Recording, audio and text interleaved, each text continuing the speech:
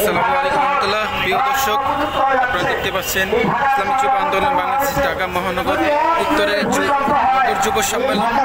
আজকের নগর যুব সম্মেলনের প্রধান অতিথি হিসেবে বক্তব্য পেশ করবেন মুফতি সৈয়দ মোহাম্মদ ফয়জুল করিম শাইখে চরমনাই হাফিজুল্লাহ। আজকের এই নগর যুব সম্মেলনের সভাপতি হিসেবে থাকবেন মুফতি ফয়েজ ইসলামী।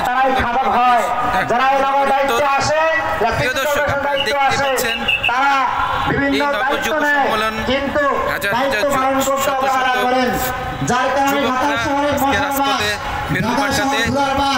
ঢাকা শহরের মানুষগুলো কষ্ট দুঃখ নিয়ে বাস করে। আমরা বিশ্বাস করি এবং এটাই সত্য, ইসলাম যদি এই দেশে ক্ষমতায় আসে, নগর বাংলাদেশ দায়িত্বশীল যদি আমাদের দায়িত্ববান ব্যক্তিরা আসেন, নগর যুব সম্মেলন দেখতে পাচ্ছি।